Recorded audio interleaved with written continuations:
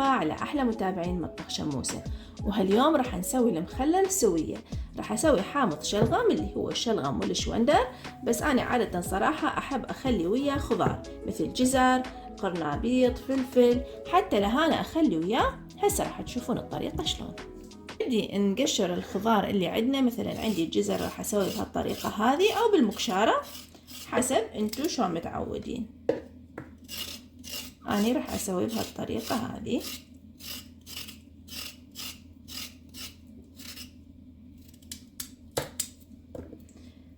مثلا عندي هنا الشوندر، أقص الراس من فوق هالشكل، وبعدين بالمقشارة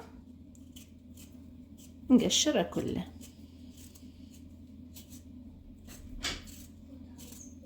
وبعدين هذه الجهة الثانية بهالشكل. عندنا الشلغام نقص الراس من هالجهة، وهذه بهالجهة نفس الشي، ونحاول نقشره.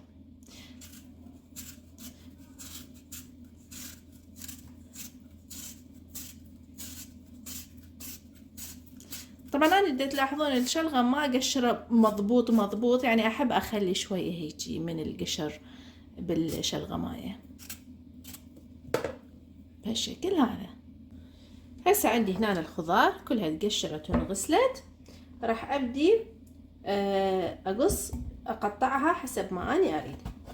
عندي الشلغم راح اقصه بهالشكل هذا. اكو اللي يحبه خشن، اكو لا. هسه هذه راح اسويها بهالشكل هذه. عندي الشوندر انعم من الشلغم، راح اقصه بهالشكل هذا. دائما اني اخذ الشوندر نص كمية الشلغم، يعني مثلا اذا تاخذين كيلو شلغم نص كيلو شوندر، تاخذين كيلوين شلغم كيلو شوندر، وهكذا.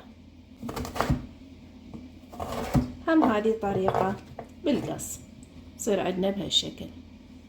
عندي مثلا هنا اللهانة راح اقصصها بهالشكل هذا، اقطعها بهذا الشكل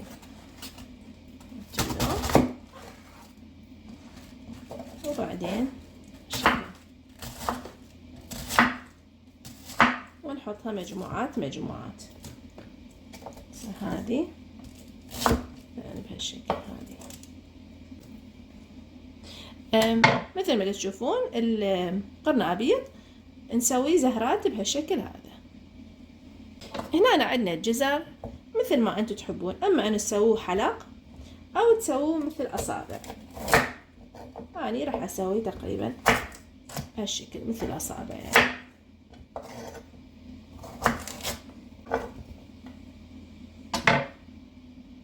هنا الفلفل خياري، هنا انا حطيت علب فلفل، عادة اشرحه بهالشكل هذا واخليه بالشيشة حتى ينطي حرارة للمخلل.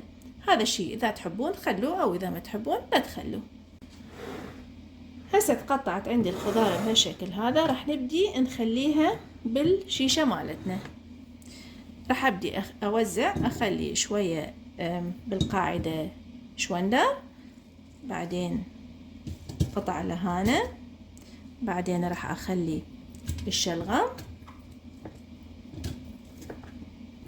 كم جزراية يعني بشكل كم قرنابيطاية بشكل يعني متتالي.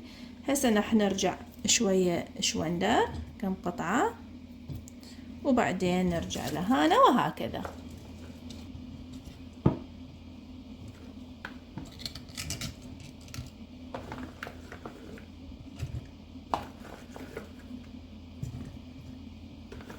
هسه نجي الى الخلطة.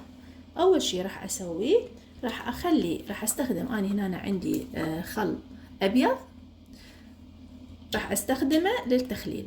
راح اخلي نص الشيشة مالتي من الخل، تقريبا نصها، حتى لو شوية اقل من النص هم ما يخالف. ليش اني راح استخدم خل تقريبا نص الشيشة أو شوية أقل من نص الشيشة، لأن أنا ما راح أستخدم لمندوزي، يصير اعتمادي بس على الخل والمي. حطيت هذا لتر كامل من الخل للشيشة مالتي اللي هي صار بالضبط نص الكمية. هسه راح أكمله مي. راح أخلي شكر تقريبا خاشوقتين أكل مليانة مثل ما تشوفون، وراح أخلي خاشوقة أكل مليانة ملح. طبعا الملح أهم شيء يكون ما بيه يود، ملح حجري أو يعني إنه الملح خالي من اليود. أرجع أكمل عليه شوية مي. هسه راح نسوي هذه الشيشة الثانية. طبعا نقدر احنا بالبداية إذا تردون نخلي الملح، راح أخلي خاشوقة أكل ملح وخاشوقتين أكل شكر. واحد، هاي اثنين، ونضيف هسه الخل مثل ما قلنا نص الشيشة خل والنص الباقي مي. بالضبط كمية الخل بقد كمية المي، الباقي بالمي.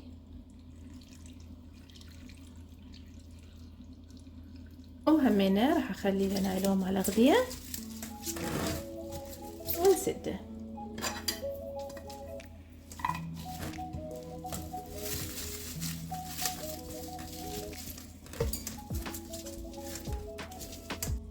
راح اخليها عندي هنا على الكاونتر تقريبا اسبوع الى 10 ايام. انا بعد اسبوع راح افتحها وياكم وراح نشوف شلون النتيجة والطعم.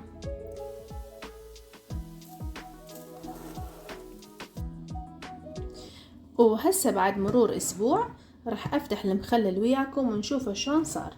هو بين الاسبوع الى 10 ايام.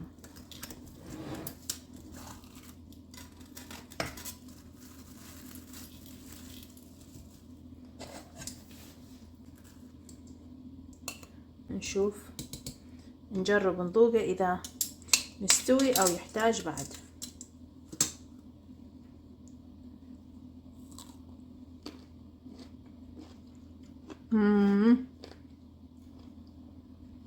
المخلل روعة، مستوي، الحموضة الملوحة بخط حدادية لان حطيت مثل ما شفتوا علب فلفل. واو.